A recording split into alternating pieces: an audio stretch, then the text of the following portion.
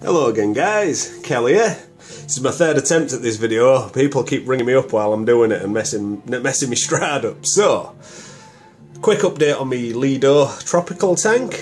Not much happening, I ain't cleaned it yet. I normally clean it on a Saturday, so this is a video of how my tank looks generally, which ain't too bad. I've got a couple of cheeky autos up there, and a bit of a albino Corey and a travelling Yates knocking about, and then I've just got my usual rosy tetras down the mid, and my white clouds sort of at the top end, mid to top. Just in case anyone's ever wondering where these fish swim, your roses are looking mid to, around the mid to bottom area generally in my tank, and your white clouds medium to mid tank to top. A couple more cheeky Corys down there. A nice bit of plant growth, some new big leaves on my Anubias. Nice new ones. So the only thing I've really done this week is me ancestors on his rock. That's his rock. He's eyeballed me. So I got some good finnage. Look at his big long fins. But yeah, I'm trying not to scare him while for some reason my bubble counter has fallen off. So I'm just sticking it back on. So, as I have said in the past,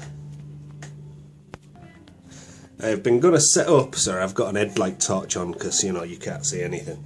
So I've been going to set up a proper CO2 system, pressurised. I've had one of the ones what ferment for a while, but it caused me more grief really. I've got a lot of algae growth because it wasn't consistent enough, and I stopped dosing the liquid. So basically what happened was, because it only ferments at certain temperatures, no one's in my house on the daytime, which meant the fermenting only went sort of on overnight, which is like the opposite of what you want, because obviously there's no happening. So what I've got a bubble every couple of seconds. I'm just easing it in because it's new. And I don't want to just poison my fish, because obviously generally I'm not in all day. I'm in today because I've been to pick up my new motorbike, so then it started chucking it down, but I had a blast, so that's alright. So what I've done, just going to move down onto the floor, I'm just going to pause it a sec. So here we are. I have basically got a Sodastream bottle, which is about 60 litres, which is nearly 500 gram. And I have the Sodastream adapter, like we have here. So that's the Sodastream adapter on the Sodastream, and then that converts the crazy fitting on there into a standard pressure gauge one. So as you can see, maybe, I'm just trying not to mess my screen up. So yeah, so this one on the right is the overall pressure of the cylinder, and that's the pressure going through. So quite straightforward. Off CO₂ supermarket, I think that was 30 quid with the solenoid and the needle valve, so pretty cheap really, 30 quid, and I think 10 quid for that. So what you're looking at is 30-40 quid, bit of hose, couple of quid, and a Sodastream bottle, which are 20 quid new. So you get one, it costs you 20 quid for your first one. But then to fill them, I mean the fill them at Asda, Tesco's, the Range, all sorts of places, and it costs about, well, depending on where you go, between 7 and 9 quid to replace that. Which, when you consider my local Maidenhead Aquatics is the only place what'll fill up the 500 gram, which are that's nearly 5. I think it's 450-ish.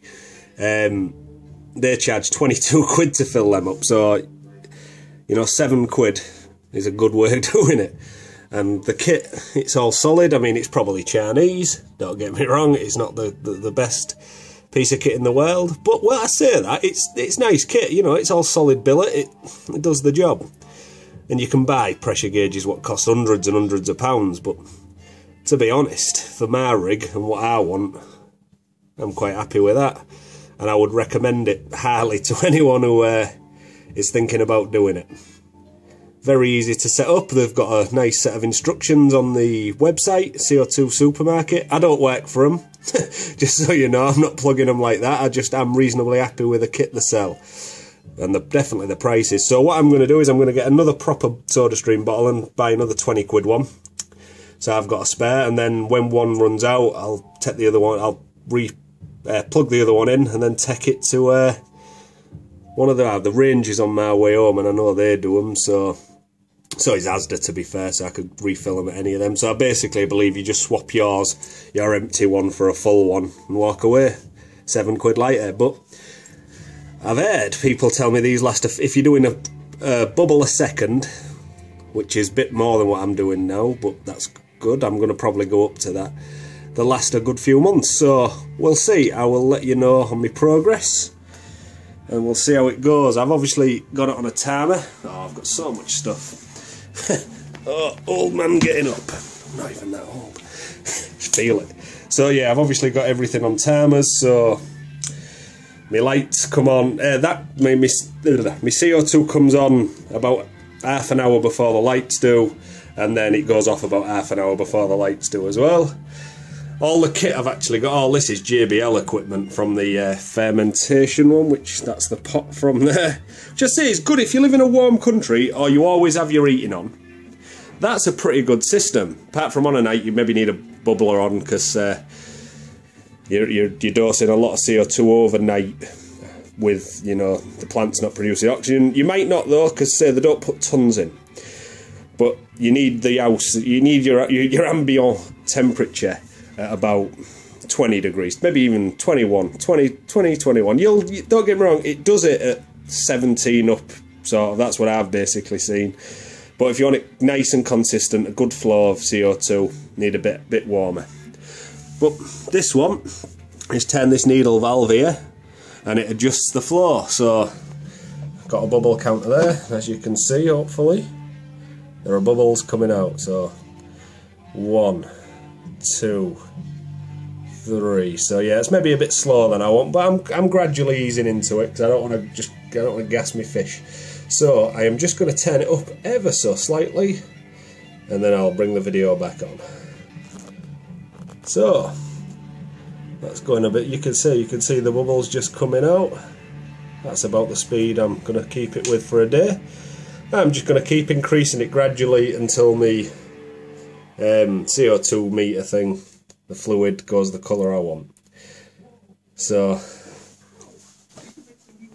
just got a bit of knee walking on my wood floors. But yeah, so I've got a bit of algae. You say that's from running the the fermentation one, and it been a bit hit and miss. So days went by where there was none going in, and other days, you know, so it's other days there's too much. But I also, I say, a couple of cherry shrimps, I'll just nail that, because I've had that in before, and a couple of cherry shrimps love that.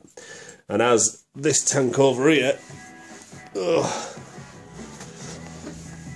is going to be very shortly, hopefully, cycled, and that's going to house a colony of cherry shrimps that I'm going to breed. And as I breed them, they are going to start populating all my other tanks, because they're, I don't know if you've never had cherry shrimps in your tank and you have a bit of this stringy algae stuff, trust me, they're a wonderful thing. They just keep everything spotless. Easy to keep, just, you know, you've got to make sure your fish aren't going to kill them. So I'm going to put them in my better tank downstairs as well, and hope that he's not a dickhead and kills them.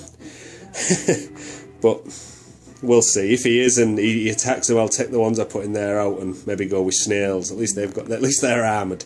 So thanks for watching, and just a quick look at my new CO2. Bye.